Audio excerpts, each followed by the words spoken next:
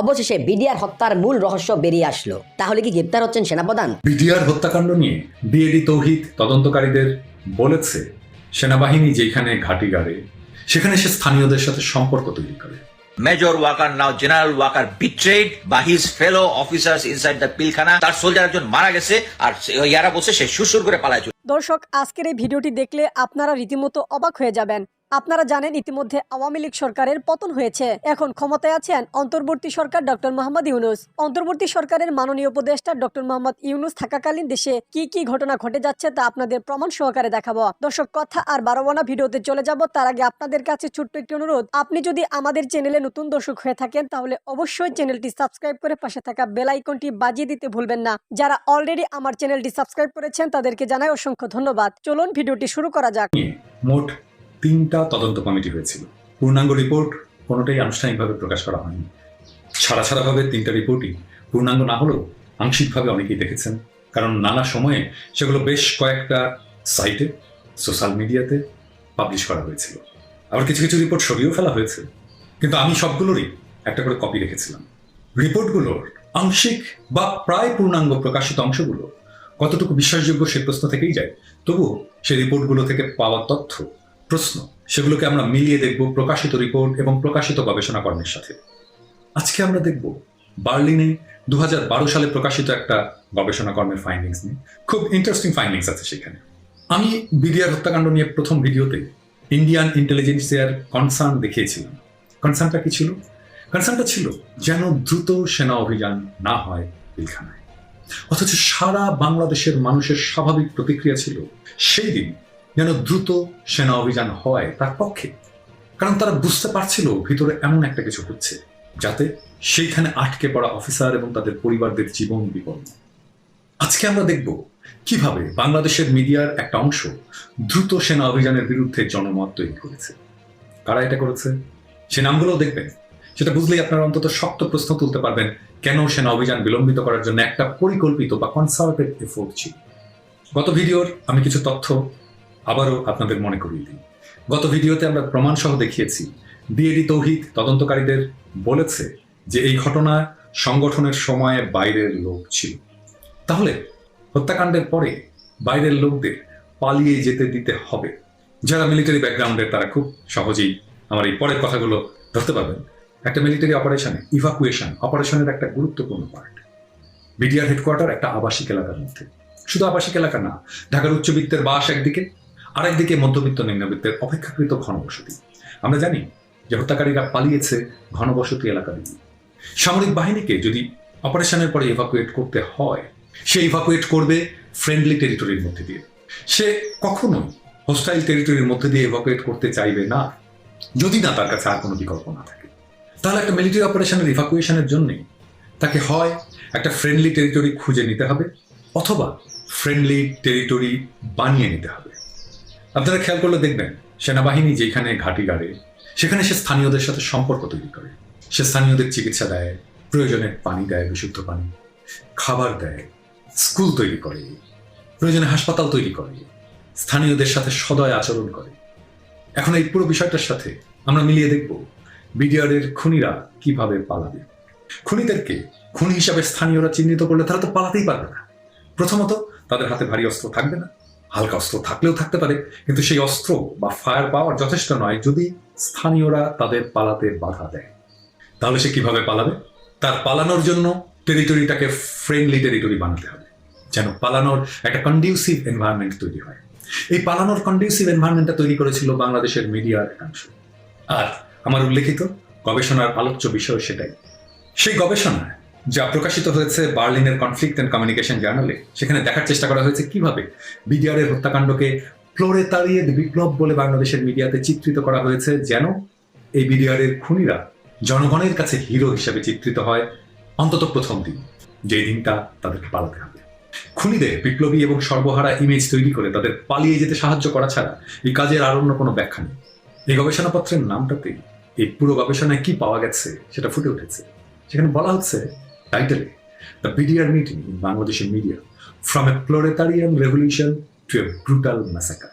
বিডিআরে যে গোলাগুলি শুরু হয়েছে তা প্রথম জানা যায় সামহায়ার ইন ব্লগের একটা পোস্টে। তখন সময় সকাল 10টা। বিডিআরের সমস্যা শুরুর প্রায় ৪৫ মিনিট পরে। সেই সময়ে যারা ছোট ছিলেন তাদের জানার জন্য বলি, তখন ফেসবুক, ইউটিউব এত জনপ্রিয় ছিল না। সাবমেরিন ব্লগ ছিল দারুণ জনপ্রিয় সামাজিক যোগাযোগের মাধ্যম, আর দারুণ দারুণ সব লেখা সেই সময়ের ব্লগারেরা লিখতেন সেখানে, প্রাণবন্ত সব বিতর্ক হতো। এবং এই সাবমেরিন ব্লগেই প্রথম জানা যায় বিডিআর প্রধান নিহত হয়েছেন, এবং তথ্যটা সত্য ছিল। জেনারেল শাকিলের মৃত্যুর সময় এবং সাবমেরিন ব্লগের প্রকাশিত তথ্যের সময় অদ্ভুতভাবে মিলে যায়। কে দিল সেই খবর সামুদ ব্লগারদের? যখন কোনো মিডিয়াতেই কোনো খবর আসেনি, 11টা থেকে 11:30টায় লাইভ টেলিকাস্ট শুরু হয়। সেই সময়েও কেউ জানে না জেনারেল শাকিল নিহত হয়েছেন। এই লাইভ টেলিকাস্ট শুরুর সময় থেকেই শুরু হয় খুনি বিডিআর জওয়ানদের মহিমান্বিত করার নাটক। নাটক কথাটা আমার কথা নয়, এই গবেষণাপত্রে নাটক বলেই এই ঘটনাটাকে উল্লেখ করা হয়েছে। ওই গবেষণাপত্রে উল্লেখ করা আছে ঠিক এভাবে, বিডিআর জওয়ানদের মহিমান্বিত করার এই নাটকের প্রধান চরিত্র ছিল মুন্নি সাহা।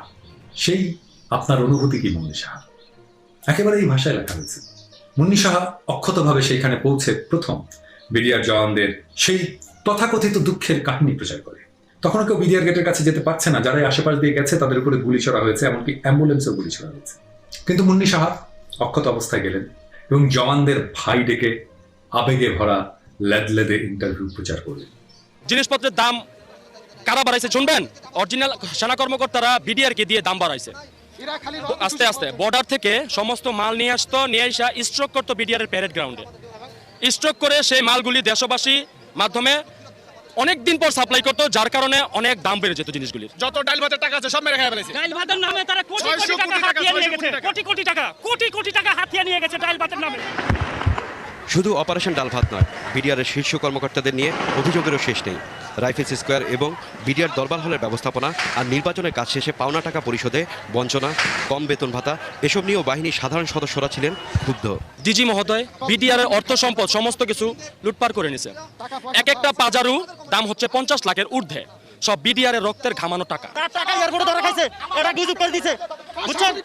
তার কোটি কোটি টাকা। আমাদের ফার্মিনান করতে গেলে আমাদের বিভিন্ন ধরনের কথা বলে মারতে আসে, কটা কটা আটকাইতে হয়।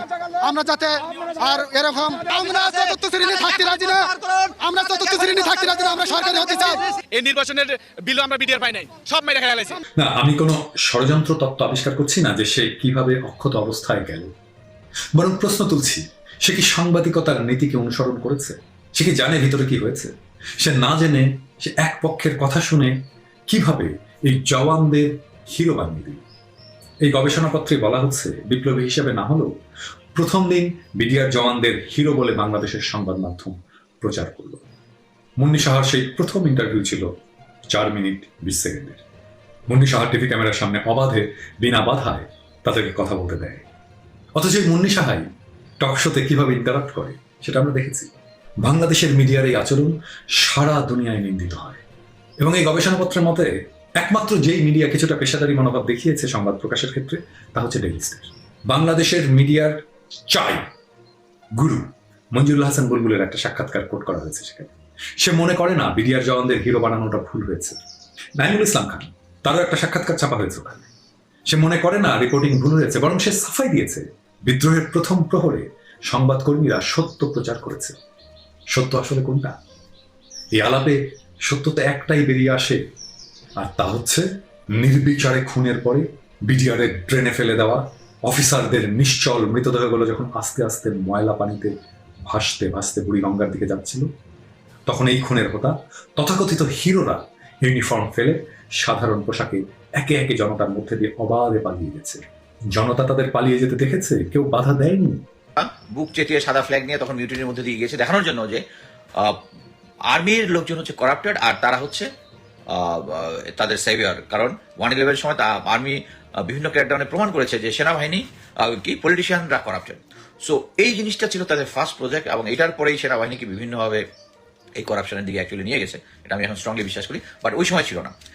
ওই সময় আমি বলেছি যে বিডিআর পিলখানাতে রৌমারির যে ইনসিডেন্টটা ছিল, আমি অ্যাকচুয়ালি এখন এটা আমার পর্ব 4টা পর্ব আছে, আমি আবার ওইগুলো আমার বলে শেয়ার করবো। রৌমারি এবং পদুয়া বিওপিতে যে ঘটনাগুলো হয়েছিল এগুলোর রিটালিয়েটারি অ্যাকশন হিসেবে এই বিডিআর পিলখানার ঘটনাটা হয়েছে। এটার সাথে ইন্ডিয়ান জড়িত, এবং ইন্ডিয়ার যে কিলাররা 15 থেকে 20 জন কিলার এসেছিল, এটা একটা ভিডিও ফুটেজও আছে, এবং ভিডিও ফুটেজটা আমি আমার ওই লেখার মধ্যে শেয়ার করেছি। কিন্তু আজকের আমার যেটা হচ্ছে যে শেখ হাসিনা যখন এই ঘটনা হয় এর আগের থেকে ভারতের কাছে এসওএস, মানে তাকে হেল্প করে, সে বাংলাদেশ আর্মিকে সাহায্য করতো না। যেভাবে তার ফাদার বাংলাদেশ আর্মিকে উপর বিশ্বাস না করে তারা বানিয়েছিল রক্ষী বাহিনী। আমি 25 ফেব্রুয়ারিতে আমি ইয়াটা পড়ছি, প্রথম কিছু পেজ ইম্পর্টেন্ট এগুলো আমি জাস্ট পড়ছি। অবিনাশ পাওয়াল, জুলাই 25, 2024। মেজর কুলদীপ সিং সাধু of the 6th Battalion of the Parachute Regiment, এটা হচ্ছে Indian special forces, on a spearhead duties on that day. তাদের হয়তো ডিউটি ছিল ওই দিন, কোনো অপারেশন হলে সে যাবে। ইট ওয়াজ 5 PM অন 26 ফেব্রুয়ারি। সো আমরা জানি 25 তারিখে আমাদের বিডিআর পিলখানা হত্যাকাণ্ড শুরু হয়েছে, 26 তারিখের দিকে এটা ডাই ডাউন হচ্ছিল। আচ্ছা, 26 ফেব্রুয়ারি 2000 when the orders came an emergency code had been activated। আমি বলবো এটা একটা ড্রামাটাইজেশন করতেছে কুলদীপ তাদের স্পেশাল ফোর্সের করতে। যারা ওদের স্পেশাল ফোর্সের মধ্যে জানতে চান, আমার একটা Indian special forces versus Bangla special force একটা লেখা আছে, ওটা পড়তে পারেন। আচ্ছা, activated and the vanguard companies of the paratroopers spearhead were to mobilize a battalion's 10 strike force alert 24/7 for emergency। তার মানে হচ্ছে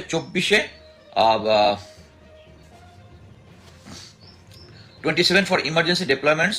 The spearhead is central or to India's power projection. A similar emergency code was activated and reassigned the night before, but there were order began accomplishing by 5 or 6 IL-76 aircraft. এগুলো একটা বিশাল aircraft, একটা এয়ারক্রাফটের মধ্যে 40 থেকে 50 থেকে 60 জন paratrooper ধরে, আর একটা হচ্ছে M32 যেটার মধ্যে 40 মধ্যে ধরে। শুধু new something big was happening, মানে তাদেরকে অ্যালার্ট করেছে যে 26 তারিখে যে তারা যেন, এবং এর আগের দিন তারা একটা মানে আগে থেকে যেরকম NTM আমরা বলি NTM নোটিস টু মুভ, ওরকম একটা পেয়েছে, তারা দে ওয়ার কনসেন্ট্রেটেড।